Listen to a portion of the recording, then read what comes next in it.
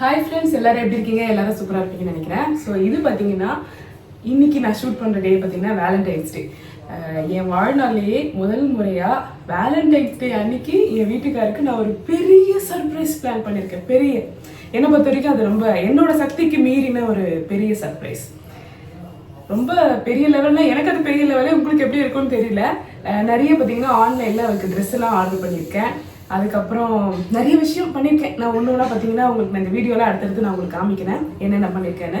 So first நம்ம வாங்கின gift item எல்லாமே கிஃப்ட் பேக்கிங் பண்ண போகிறோம். அதுதான் வந்து ஸ்டெப் நம்பர் 1. ஸோ வாங்கினது பார்த்தீங்கன்னா கிஃப்ட்டு ஓப்பன் பண்ணும்போது உங்களுக்கு என்னன்றது தெரியும். ரொம்ப சந்தோஷமாக இருக்குது ஆக்சுவலி.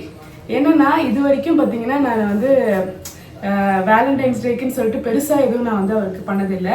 எப்பவுமே எதிர்பார்த்துருக்கேன், அவர் எனக்கு பண்ணணும்னு நான் எதிர்பார்த்துருக்கேன். ஆனால் ஃபர்ஸ்ட் டைம் அவருக்கு நான் பண்ணணும்னு இது செய்யணும்னு ரொம்ப ஆசைப்பட்டு இந்த வருஷம் பார்த்தீங்கன்னா after we came to Chennai இந்தியாவுக்கு வந்த அப்புறம் இது நான் பண்ணணும். ஏன்னா அதுக்கு முன்னாடி இருந்த அக்கேஷன்லாம் பெருசாக வந்து அவருக்கு செய்கிற மாதிரி இல்லை, சுச்சுவேஷன்ஸ் இல்லை. இப்போ everything got settled and I am the situation to buying something. ஓகேவா? ஏன்னா நான் குவைத்தில் இருந்தப்பெல்லாம் பார்த்தீங்கன்னா வந்து வெளியவே போக மாட்டேன். போனால் ஆஃபீஸுக்கு வருவேன், அங்கேயும் வாங்கியிருக்கேன். பட் பெரிய லெவலில் வந்து செலிப்ரேட் பண்ணணும் அப்படின்னு நினச்சது இல்லை. பட் அவர் வந்து எனக்கு கேக்லாம் வெட்டுவார், கேக் வாங்கிட்டு வருவார், சாக்லேட்ஸ் வாங்கிட்டு வருவார், அதெல்லாம் பண்ணுவார். ஸோ இந்த வாட்டி I am so much excited. இது அவர் எப்படி எதிர்கொள்ள போறாரு அப்படின்னு சொல்லிட்டு ரொம்ப பைக் சட்டமாக இருக்குது. மைக் போட்டு பேசியிருக்கணும். அதுதான் ஓகே. கடகடன் போய் கிஃப்ட் பேக் பண்ணலாம். ஆக்சுவலி இதெல்லாம் தான் நான் வாங்கின கிஃப்ட்ஸு. எல்லாமே பார்த்தீங்கன்னா ஆன்லைனு, மிந்த்ரா, அமேசான். ஏன்னா நம்மளால் வெளியில் போய் தான் வாங்குற அளவுக்குலாம் நமக்கு வந்து தைரியம் இல்லை. அதான் உண்மை. நான் இது வரைக்கும் நீங்கள் நம்புவீங்க, இந்த பொண்ணு என்ன வீடியோலலாம் அவ்வளோ தைரியமாக பேசுதே அப்படின்னு சொல்லிட்டு. ஆனால் எங்கள் வீட்டுக்காரோட ஹெல்ப் இல்லாமல் நான் கடைக்கெல்லாம் போனதே கிடையாது. ஸோ ஆனால் எல்லாமே பார்த்தீங்கன்னா இங்கே அந்த ஆன்லைன் அப்படின்ற ஆப்ஷன் நம்ம ஊரில் இருக்கிறதுனால தான் நான் இதெல்லாம் பண்ணுறேன். குவைத்தில் இருக்கும்போதெல்லாம் நான் எதுவுமே பண்ணாததுக்கு இன்னொரு காரணம், அங்கே ஆன்லைனே கிடையாது. 1-2 ஆன்லைன் ஆப், அதுவும் அந்த ஊர் ஆப் இருக்கும், அமேசான் கூட கிடையாது. ஸோ அதனால் நிறைய ஆன்லைன் நான் வாங்கியிருக்கேன். எல்லாமே ட்ரெஸ்ஸு, இது ஷூவு, இதெல்லாம் என்னன்றதை அவர் ஓப்பன் பண்ணும்போது நான் உங்களுக்கு காட்டுறேன். ஸோ இது எல்லாமே நம்ம வந்து காலனிக்குள்ளேயே ஒரு கடை, கிஃப்ட் பேப்பர் கடை, நார்மல் சூப்பர் மார்க்கெட் வந்துருக்கு, அங்கே போய்ட்டு இந்த கிஃப்ட் பேப்பர்லாம் வாங்கியாச்சு. அதுவும் உள்ளே இருக்கிறதுனால. இதே வெளியில் போய் வாங்குற மாதிரி இருந்ததுன்னா கஷ்டம், போக மாட்டேன் நான். இந்த ரோசஸ்லாம் வாங்கலான்னு யோசிக்கிறேன், பார்ப்போம் முடியுதான்னு தெரியல. எப்படி இங்கே கடையில் இருந்ததுன்னா ஓகே, இல்லைனா இந்த கிஃப்டோடு முடிச்சுப்பேன், பார்ப்போம். வாங்க இதெல்லாம் கடை. கிஃப்ட் ரேப்பிங் பண்ணுறது பார்த்தீங்கன்னா நான் உங்களுக்கு வந்து கொஞ்சம் ஃபாஸ்ட்டாகவே காமிச்சிடுறேன். ஏன்னா வந்து கொஞ்சம் போரிங்காக இருக்கும் இதெல்லாம் பார்க்குறதுக்கு. ஸோ முடிஞ்ச அளவுக்கு எவ்வளோ கேவலமாக பண்ண முடியுமோ கிஃப்ட் ரேப்பிங்கு நான் பண்ணிகிட்ருக்கேன். ஏன்னா கிஃப்ட் ரேப்பிங் பண்ணது கூட எனக்கு வந்து அவ்வளோவா வந்து தெரியாது. ஏன்னா பண்ணதில்லை. எப்போவுமே கடையில் வாங்கினா கடையிலே பண்ணி கொடுப்பாங்க. பட் ஆன்லைன்லலாம் கிஃப்ட் ரேப் பண்ண மாட்டேங்கிறாங்க. ஸோ அதனால் பார்த்திங்கன்னா நம்மளே பண்ண வேண்டியதாக இருக்குது. இன்னொரு விஷயம் பார்த்திங்கன்னா இந்த செலோ டேப் வந்து பிக்கிறதுன்றது எவ்வளோ கொடுமையான விஷயம் அப்படின்னு இப்போ தான் நான் தெரிஞ்சுக்கிட்டேன். ஏன்னா ஒரு தடவையும் அது வந்து என் கையிலேருந்து ஓடி போயிடுது. அதுக்கப்புறம் அந்த செலோ டேப்பை பிச்சு கையில் ஒட்டி அது பிக்கும்போது இருக்கிற வலி இருக்கே கடவுளே. கிஃப்ட் ரேப் பண்ணுறவங்களாம் சூப்பர், எவ்வளோ ஃபேன்டாஸ்டிக்காக பண்ணுறாங்க பாருங்கள். ஒரு வழியாக பார்த்தீங்கன்னா எல்லா இதுவும் நான் அப்படி கிஃப்ட் ரேப் பண்ணி முடிச்சுட்டேன். கரெக்டாக பர்ஃபெக்டாக பண்ணல, ஏதோ என்னால் முடிஞ்ச வரைக்கும் பண்ணியிருக்கேன். அங்கே அடுத்து என்ன பண்ணுறேன்னு பார்க்கலாம். சூப்பராக எல்லாத்தையும் பேக் பண்ணி முடிச்சாச்சு. இதோட ஈவினிங் வந்த அப்புறம் தான் மீதி வீடியோ. வாங்க அப்போ என்ன நடக்குதுன்னு பார்க்கலாம். ஈவினிங் ஆயாச்சு, பசங்கள்லாம் வந்துட்டாங்க ஸ்கூல்லேருந்து. ஸோ ஈவினிங் ஸ்நாக்ஸாக நம்ம எதாவது செஞ்சு வைக்கலாம் அப்படின்னு சொல்லிட்டு நான் வந்து கடலைப்பருப்பு ஊற வச்சு மசால் வடை செய்ய போகிறேன். எங்கள் வீட்டுக்காருக்கு வந்து இந்த வடை ஐட்டம்ஸ்லாம் ரொம்ப பிடிக்கும். ஆக்சுவலி மெது வடை பிடிக்கும், அந்த உளுந்த வடை பிடிக்கும். மசால் வடைனா உளுந்த வடையை விட அவருக்கு வந்து மசால் வடை பிடிக்கும். ஈவினிங் டைமில் வித் டீயோடு சாப்பிட்றதுக்கு masal vada is the best combination. So அதுதான் வந்து நான் இப்போ செய்ய போகிறேன். வாங்க செய்யலாம். இப்போ மசால் வடை என்னோடய ரெசிபி பார்த்தீங்கன்னா கடலைப்பருப்பு, ஒரு துண்டு இஞ்சி, 2 பச்சை மிளகா, ஒரு 3 வெங்காயம் எடுத்திருக்கேன். கூடவே பார்த்தீங்கன்னா புதினா. ஆக்சுவலி மெயினாக இதுக்கு செய்கிறதுக்கான காரணம் புதினா இருந்தது. புதினா பார்த்தீங்கன்னா ரொம்ப நாள் விட்டால் அது ஸ்பாயில் ஆகிடும். ஸோ அதனால் இது ஒரு ரெசிபியாக மாற்றிடலாமேன்னு சொல்லிட்டு புதினா எடுத்துகிட்டு வரேன்.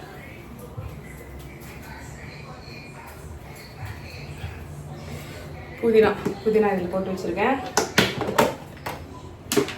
ஓரளவுக்கு பரவாயில்ல, நல்லா தான் இருக்குது, கொஞ்சம் வதங்கியிருக்கு. பட் எனிவே இது வந்து இதோட கொஞ்சம் கட் பண்ணி போட்டோம்னா நல்லாயிருக்கும் ஃப்ளேவரு. கொஞ்சமாக இது கூட பார்த்திங்கன்னா சோம்பு, அதுக்கப்புறம் கொஞ்சம் இருந்ததுன்னா ரவை, இதெல்லாம் போட்டுட்டு நம்ம வந்து மசால் வடை இதெல்லாம் போடும்போது ரவை போடும்போது பார்த்திங்கன்னா கரெக்டாக அந்த வடை பொரிக்கும் போது அந்த வடை போடும்போது வடை எண்ணெயில் போடும்போது நீங்கள் ரவை போட்டிங்கன்னா கொஞ்சம் கிறிஸ்பினஸ் அதிகமாக இருக்கும். ஸோ இதுதாங்க. அப்போ வடை நிறைய ஆக்சுவலி பிளான் பண்ணி வச்சுருந்தேன். இன்னொன்று வாங்கியிருக்கேன், காட்டுறேன் இருங்க.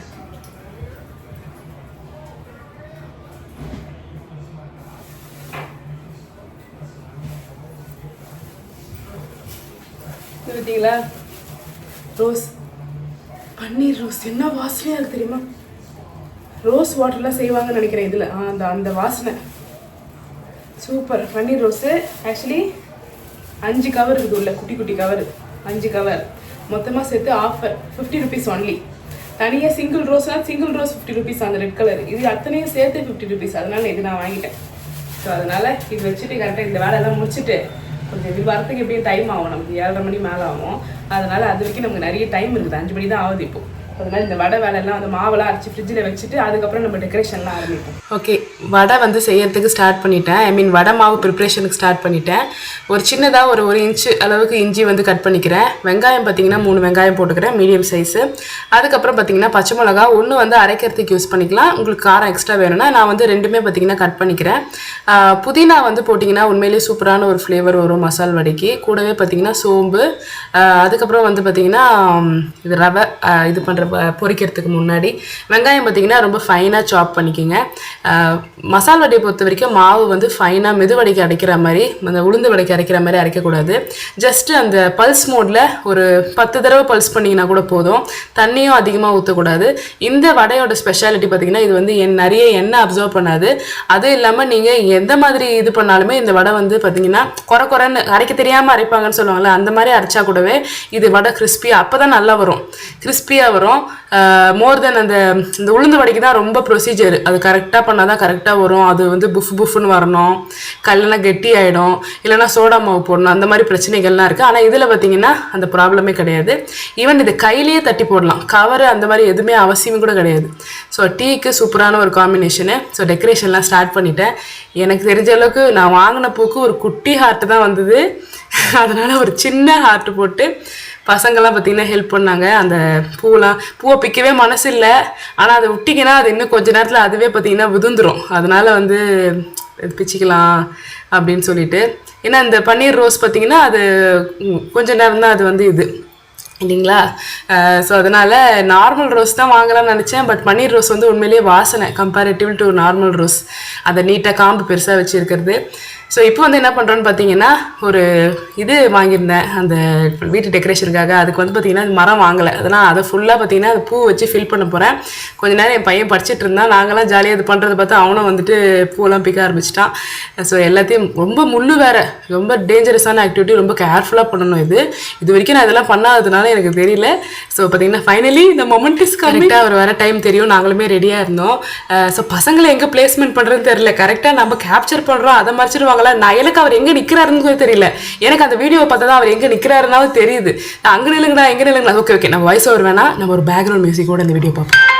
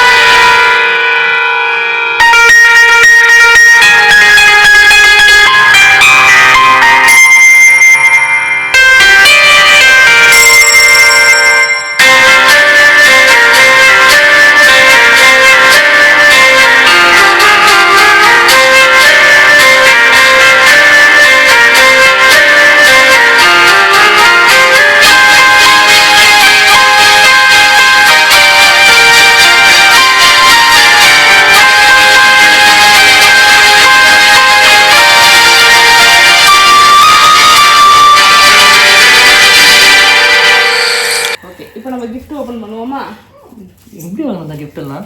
ஏன்னா நம்மளாம் இப்போ ஃபுல்லாகவே ஆன்லைனில் தான் வியாபாரம். ஆக்சுவலாக நான் இப்போ கிஃப்ட் வாங்கினா தெரிஞ்சுக்கிது. நான் ஆன்லைன்லாம் வாங்க மாட்டேன். ஆக்சுவலாக இவங்களுக்கு சைஸஸ் இஷ்யூதெல்லாம் வரும்னு சொல்லிட்டு. ஆனால் இவ பாட்டுன்னு அடிச்சு தள்ளுறா.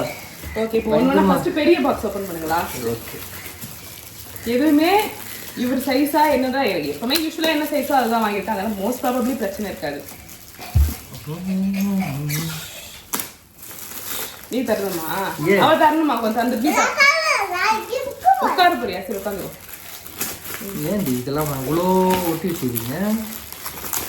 உண்மைக்கு இல்லை, கிஃப்ட் எல்லாம் மறைச்சிடுறியா நீ? இப்படி உட்காந்துக்கோ. ஆமா, ஏதோ எல்லோ கலர் பாக்ஸ் இருக்குது, ஹேண்ட் கிராஃப்டட் போட்டிருக்கு. ஏதோ வந்து என்ன சொல்றது, ஷூ டப்பா. ஹேண்ட் கிராஃப்டட் அவளே சொல்றா. ஹேண்ட் கையில் ஏதோ பண்ணுதா? ஏதோ ஒரு இது ஹேண்ட் கிராஃப்டட்னா வாவ், நைஸ் ஷூஸ்.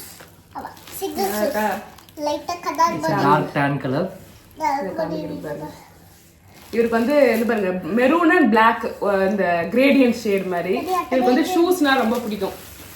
ஷூஸ்னால் ரொம்ப பிடிக்கும். அப்ராட்ல இருந்தனால அங்கே மேக்ஸிமம் ஷூஸ் தான் போட்டு யூஸ் பண்ணுவோம். அதனால் வந்து நிறைய ஷூஸ் அங்கே வாங்கி வாங்கி பழக்கமாயிடுச்சு. ஓகே, கிஃப்ட் அன்பாக்ஸ் பண்ணுறதை நான் வந்து வாய்ஸ் ஓவர்லேயே சொல்கிறேன்.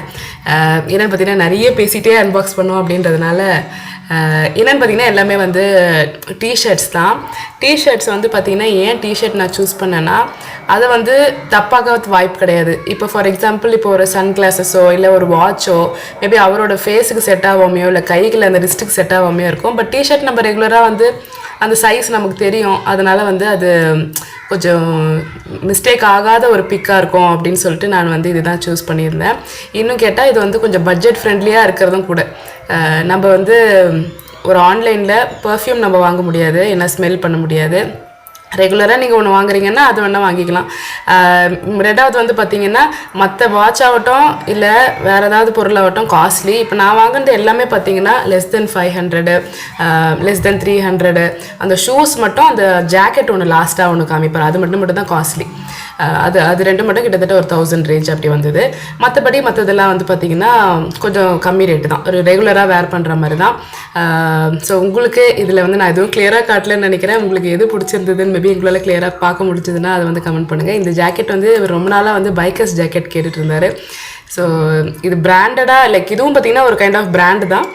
ஆனால் வந்து ரொம்ப காஸ்ட்லி பிராண்டு கிடையாது, நார்மல் பிராண்டு. ஸோ இந்த கிஃப்ட்ஸ்லாம் பார்த்திங்கன்னா இதில் உங்களுக்கு எது பிடிச்சிருந்ததுன்னு சொல்லிட்டு கமெண்ட் பண்ணுங்கள். ஸோ இவருக்கு பார்த்திங்கன்னா எல்லாமே பிடிச்சிருந்தது. சைஸும் பார்த்திங்கன்னா எல்லாமே பர்ஃபெக்டாக இருந்தது.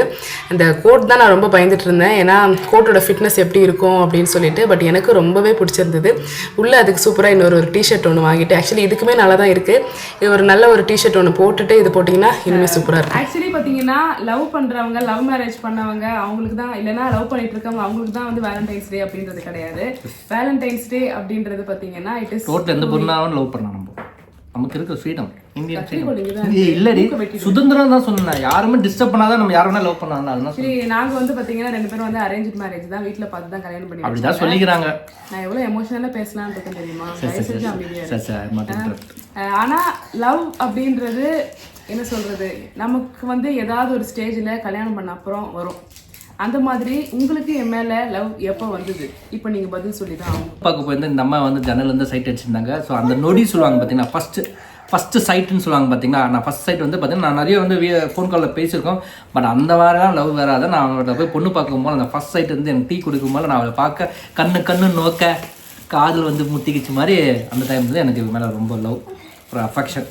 ஸோ என்ன சொல்கிறது, நிறைய விஷயங்கள் வந்து இல்லாத நான் இருக்க முடியாது. நிறைய வந்து இதில் வந்து ஃபஸ்ட்டு ட்ரிம்ஸ்டரில் வந்து குழந்தை பிறந்து ட்ரைமிஸ்டர் சரி ஏதோ அது பொங்கல்ங்க விஷயங்க. ஸோ நமக்கு அந்த அளவுக்கு தெரியல. ஸோ அந்த டைமில் வந்து நான் லோன்லியாக இருக்கும்போது நான் நிறைய வந்து ஃபீல் பண்ணியிருக்கிறேன். ஸோ ஃபேமிலியாக இருக்கும் போது அது என்ன ஜாய் தான். ஸோ என்ன சொல்கிறது, வார்த்தைகள் வரல. இவ்வளோ தூரம் பேசுறதே பெரிய விஷயம். இது கூட பின்னாடி இருக்கிறா பாருங்க, கூடயே இருப்பா, இவன் எல்லா நேரத்துலையும் கூட இருப்பா. டான்ஸ் கிளாஸ் போனது சுற்றிட்டு இருக்குது. டான்ஸ் கிளாஸ் போனோம் இப்போ மேடம். ஓகே, ஸோ நீங்கள் ஏதாவது என்ன கேட்கணுமா? So when you started love பண்ண என்ன ஆரம்பிச்சிங்க? கல்யாணம் பண்ண லைக் பொண்ணு பார்த்தது அந்த டைமில் நான் கூட பெருசாக என்ன சொல்கிறது, பிடிக்கும், கல்யாணம் பண்ணிட்டாங்க நம்ம ஹஸ்பண்டு, எல்லாமே ஓகே. ஆனால் வந்து அது இன்க்ரீஸ் ஆகுறது, அந்த அன்பு வந்து இன்க்ரீஸ் ஆகுறது வந்து எனக்கு ஒரு சுச்சுவேஷன் அப்படின்னு கிடையாது. நிறைய நேரங்கள், நிறைய விஷயங்கள். ஃபார் எக்ஸாம்பிள் இப்போ ரீசெண்டாக நான் அப்சர்வ் பண்ணுற விஷயம் அப்படின்னு பார்த்தீங்கன்னா, இவர் ஃபோன் பண்ணி வந்து பசங்களுக்கு ஏதாவது வாங்கிட்டு வா சொல்கிறோன்னு வச்சுக்கோங்க, பசங்களுக்கு ஏதாவது ஸ்நாக்ஸ் வாங்கிட்டு வான்னு சொல்கிறோன்னா, இவர் என்றைக்குமே 2 பசங்க எங்கள் வீட்டில் 2 வாங்கிட்டு வர மாட்டார், 3 வாங்கிட்டு வருவார். ஏன்னா நானும் எனக்கு இன்னொன்று எனக்கு அது வந்து எனக்கு என்ன சொல்கிறது, என்ன அதனாலயே பார்த்தீங்கன்னா நான் வந்து நிறைய வீடியோஸ்லாம் எப்படி பேசுகிறேனோ இவர்கிட்ட அப்படியே நான் வந்து மாறிடுவேன். எனக்கு தெரிஞ்ச விஷயம் கூட இவர் முன்னாடி எனக்கு தெரியாது. ஏன்னா இவரை நான் வந்து சொல்லுவாங்களே நம்ம ஒருத்தருக்கு முன்னாடி நம்ம குழந்தையா மாறிடுவோன்னு, அந்த மாதிரி வந்து எனக்கு திறக்கவே தெரியலனாலும் திறக்கவே தெரிஞ்சிருந்தாலும் அது திறக்க தெரியாத மாதிரி அவர் நான் இல்லாதப்ப இண்டிபெண்டா இருக்கிறது சந்தோஷம் தான் சரிங்களா. ஆனா இவர் வந்து எனக்கு இண்டிபெண்டா இருன்னு சொல்லுவாரு. அது என்னமோ இவர்கிட்ட வந்து எனக்கு வந்து தெரியும் அப்படின்னு காட்டிக்கிறதுக்கு எனக்கு 1-2 விஷயம் இந்த மாதிரி ஃபன்னியா ஓகே இப்படி பேசாதீங்க அப்படி பேசுங்க சொல்லுவேன். ஆனா முக்காவாசி வந்து கடைக்கு போவது எதுவுமே இவர் இருந்தாருன்னா அவரை டிபெண்ட் பண்ணியே நான் இருந்துட்டேன். அதை நான் ரொம்ப சந்தோஷமா அதை விரும்பியும் செய்யறேன். நிறைய விஷயங்கள் அவருக்கு கோயத்துலயும் நான் இல்லாத காலங்கள் சில மாசங்கள்ல வந்து தனியா இருந்து இண்டிபெண்டா சரி. அது வந்து பாத்தீங்கன்னா இவருக்கு என்னால முடிஞ்ச லைக் அவர் வந்து ஒரு சுப்பீரியரா நான் காட்டணும், அவர் வந்து அதை ஃபீல் பண்ணணும் அந்த சுப்பீரியாரிட்டியை. அதுதான் வந்து எனக்கு அந்த லவபிள் ஒரு மொமெண்ட்டாக நான் நினைக்கிறேன். ஸோ அந்த மாதிரி நிறைய விஷயம் இருக்குது லைஃப்பில் நடந்து கோயத்தில் நடந்ததுலாம் எக்கச்சக்கமாக இருக்குது. நிறைய பார்த்தீங்கன்னா நான் மைண்டில் நான் ஞாபகம் வச்சுக்கணும்னு நினைக்கிற விஷயங்கள் பார்த்தீங்கன்னா அதுதான். இந்த அன்பான காதல் நினைவுகளோட இந்த காதலர் தினத்தை நம்ம கொண்டாடியாச்சு. இந்த வீடியோவை இதோட என் பண்ணிப்போம். அதுக்குள்ள அடுத்த விஷயம் நோக்கி இப்போ இந்த ஆமாம் பாய்.